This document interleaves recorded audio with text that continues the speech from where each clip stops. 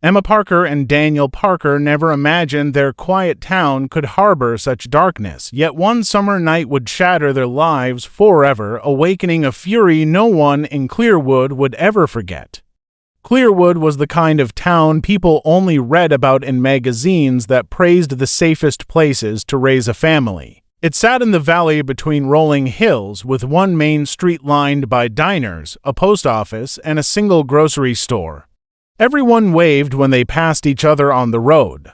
The biggest events of the year were the fall fair and the high school football games. People liked to say crime didn't belong in Clearwood, and for years that seemed true. Until the night everything changed. Emma Parker was the kind of teenager who seemed to light up every room she entered. At 17, she was a mix of determination and kindness, the sort of girl who babysat for neighbors without asking for much pay and still managed to maintain top grades. On a warm July evening, she left home carrying her backpack and told her parents she was going to study with a classmate. Her father, Daniel, smiled and reminded her not to stay out too late. Her mother called after her to be careful. It was supposed to be just another ordinary evening in Clearwood. When midnight came and Emma hadn't returned, worrying set in. At first, her parents tried to convince themselves she had simply stayed the night at her friend's house, as she occasionally did. But when the hours ticked past and there was still no call, Daniel's unease grew into fear. He drove around town, checking familiar hangouts, pulling into the parking lot of the library and the small coffee shop where teenagers often gathered. Both places were quiet and dark. Her friend confirmed she had left after a few hours of studying. That was the last anyone had seen her. By dawn, Daniel reported Emma missing. Word spread quickly, and soon neighbors joined the search. Volunteers combed through streets and trails, calling her name, praying she would walk out from behind some tree with an embarrassed smile. The local police organized groups to cover the wooded areas near the park. Dogs were brought in to follow her scent, but it faded just past the edge of town, as if she had vanished into thin air. The community held its breath, clinging to hope that she was still alive. The discovery came far too soon. Later that afternoon, a group of searchers came upon a clearing deep in the woods. There, they found Emma's lifeless body. The scene was quiet, except for the horrified gasps of those who stood frozen in shock. Officers rushed in, cordoning off the area, but the damage was already done. The perfect picture of Clearwood had shattered in an instant. The girl who had been everyone's friend, the one people believed had a bright future ahead, was gone. News traveled faster than wildfire, leaving residents shaken and terrified. No one in Clearwood had ever prepared for something like this. It wasn't supposed to happen here. Parents pulled their children closer, locking doors that had never needed locking before. Whispers filled the air, some about strangers passing through, others about shadows no one had ever noticed. Grief settled heavy over the Parker family, and the entire town stood in disbelief. The innocence of Clearwood had been broken, and nothing would ever feel safe again. Daniel Parker had always been known as a steady man. He worked long hours at the local mill, came home in time for dinner, and rarely raised his voice. He was the kind of father who fixed broken bikes on weekends and quietly slipped cash into his daughter's purse when she mentioned needing supplies for school. Friends and neighbors described him as dependable, the type of man who would help shovel your driveway before tending to his own. But after Emma's murder, all of that steadiness cracked. The man who once found comfort in routine was suddenly restless, haunted by images he couldn't erase and questions he couldn't stop asking. At first, Daniel tried to cope the way many people do in the face of tragedy. He leaned on his wife, spoke with detectives, and showed up at the candlelight vigils. He listened to the townsfolk share memories of his daughter, their voices breaking as they described her kindness and her laughter. Yet, beneath the kind words and the hugs that lingered too long, he could feel something boiling in his chest. While others lit candles and whispered prayers, Daniel wanted answers. He wanted to know who had done this and why. The silence of the investigation only fed his growing rage. The police did what they could. They interviewed friends, teachers, neighbors, even distant relatives. They pulled surveillance tapes from stores and gas stations near the area where Emma was last seen. Weeks passed, and every time the lead detective came to update the family, his words carried the same hollow tone: "We're still looking." To Daniel, still looking wasn't enough. Each day that passed without an arrest felt like another insult to Emma's memory. He began to see the police as outsiders who would never care as deeply as he did, who would never lose sleep the way he did, staring at her empty bedroom. So he started searching himself. Daniel retraced Emma's final steps, driving the route from his house to her friend's home again and again, memorizing every turn and every shadow. He visited the grocery store where she sometimes stopped for snacks, the gas station where teenagers often gathered, and even the small bridge over the creek where local kids liked to hang out. He asked questions, sometimes to many, until people started to look at him with pity or worse, with suspicion. But Daniel didn't care.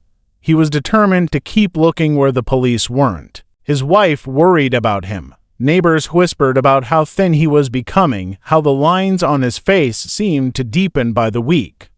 But Daniel barely noticed. He lived in a haze of grief and obsession. He carried Emma's photograph in his pocket like a talisman, pulling it out whenever he spoke to someone new, as if the image itself could push people to reveal secrets. People in Clearwood began to say Daniel had changed, that something inside him had snapped. What they didn't know was that grief wasn't the only thing driving him anymore.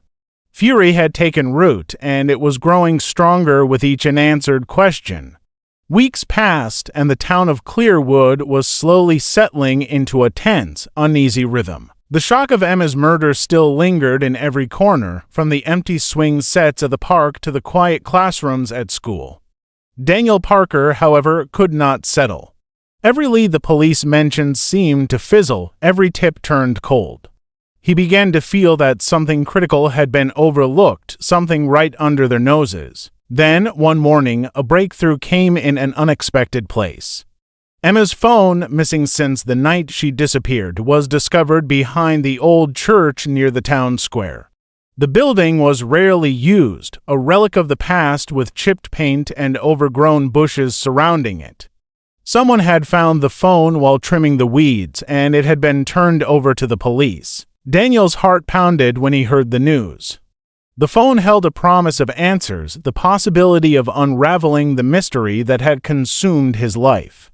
The police examined the device carefully, recovering messages and call logs that had been deleted. What they found was disturbing. A series of messages from an unknown number showed someone had been tracking Emma, asking questions about her routine and commenting on her daily movements. The messages weren't random, they were calculated, deliberate, and chilling in their detail.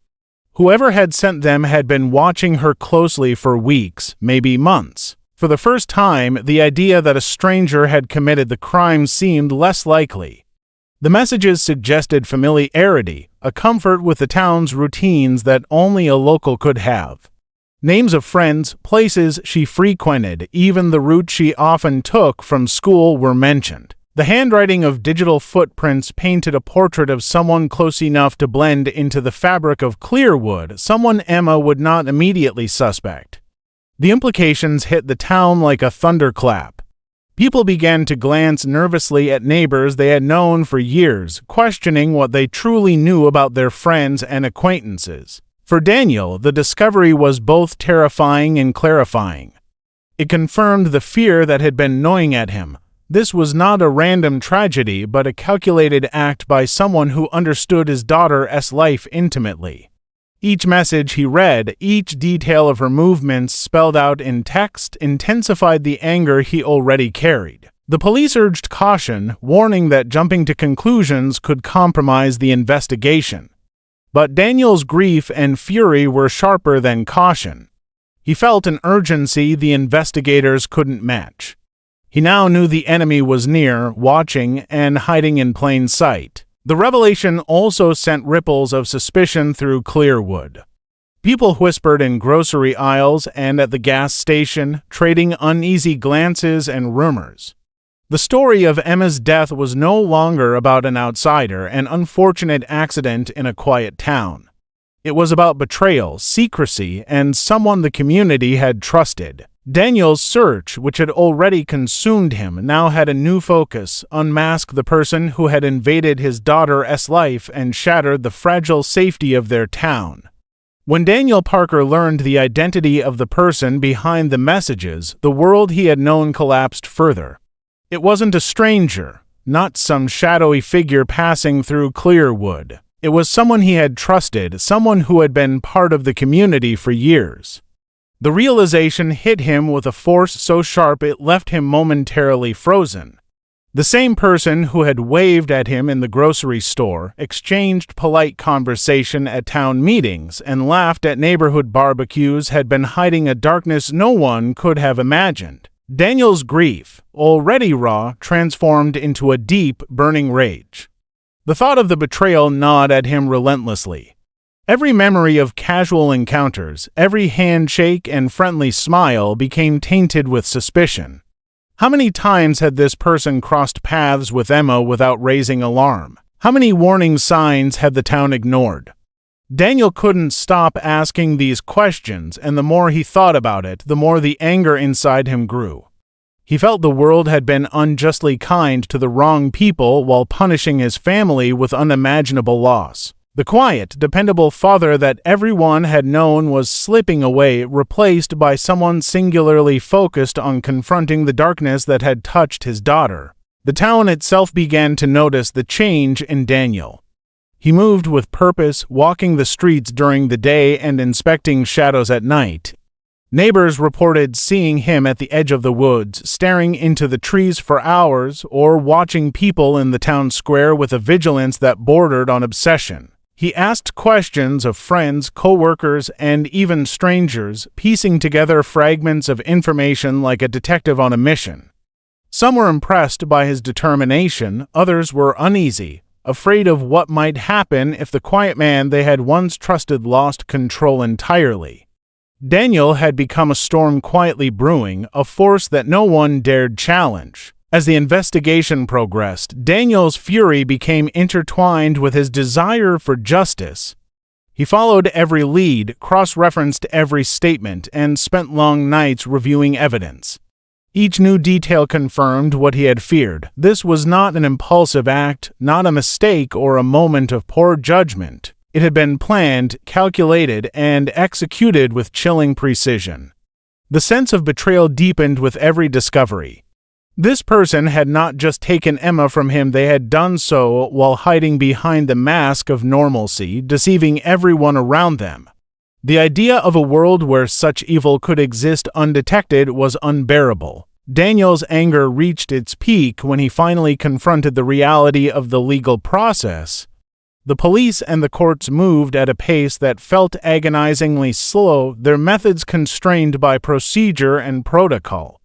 Daniel wanted to move faster, to act decisively, to ensure that the person responsible faced the consequences immediately. It was in that moment of exasperation that the phrase later echoed in headlines, "You woke up a beast," took shape.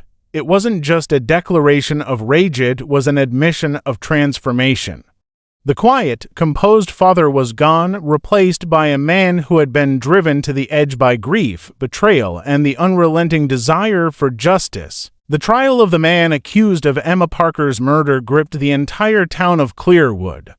Courtrooms were filled with anxious families, neighbors, and reporters, all trying to understand how such a tragedy could occur so close to home.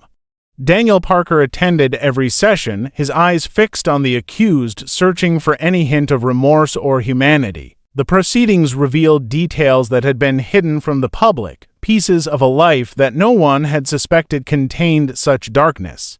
Each testimony, each piece of evidence, added layers to the shocking portrait of betrayal. The prosecution presented a detailed account of the suspect's actions leading up to the murder. Messages, hidden photographs, and witness statements painted a chilling story of obsession and careful planning. It became clear that this was not a crime of impulse, but a calculated act carried out by someone who knew how to manipulate the world around them. The courtroom murmured in disbelief as Daniel watched the evidence unfold. Every word, every document was a confirmation of what he had already felt in the weeks after Emma's death, that the world could harbor evil in the most unexpected places, even among friends and neighbors. But the trial also revealed failures beyond the immediate crime. Friends and acquaintances admitted they had noticed troubling behavior in the suspect for years but chose to ignore it, dismissing it as harmless quirks or private struggles. Teachers, neighbors, and even distant relatives expressed regret for not speaking up, for allowing warning signs to go unaddressed. Daniel listened to these admissions with a mixture of sadness and anger. He realized that Emma's death was not only the result of one person's actions, but also the consequence of a community's inattention, a collective silence that allowed danger to fester. As the trial progressed, Daniel's role shifted from a grieving father to a symbol of relentless pursuit. He asked questions when allowed, insisted on clarity, and refused to let the narrative become sanitized. The media began covering his presence and his unwavering dedication, framing him as a father who refused to let his daughter's life be reduced to a tragic statistic. The phrase "you woke up a beast" became a recurring headline, a reflection of the transformation Daniel had undergone since that fateful night. His grief had fueled a determination that was impossible to ignore, and the town watched as he demanded that justice be more than words. When the verdict was finally announced, the courtroom was silent. The accused was found guilty, the evidence having convinced the jury beyond doubt. For Daniel, the moment brought a measure of relief, a formal acknowledgement of the crime and its consequences. Yet even as the gavel fell, he knew nothing could truly replace what had been lost. Emma's laughter, her presence in the house, the ordinary moments they had shared, all were gone forever. The trial had delivered justice in legal terms, but the void in Daniel's life remained, a constant reminder of the cost of the betrayal and the pain that had reshaped him entirely. Even after the court proceedings ended, Daniel Parker remained vigilant. He spoke openly about the importance of noticing warning signs, about the dangers of turning a blind eye to troubling behavior. Clearwood had been forever changed by Emma's death, and he made sure that the memory of his daughter was not lost to time. The quiet town had learned a harsh lesson, that evil could hide anywhere, and that those who lost everything to it might become forces impossible to ignore. Daniel's words, his determination, and the transformation he underwent stood as a testament to a father's love pushed beyond its limits, a love that became a force both haunting and unforgettable.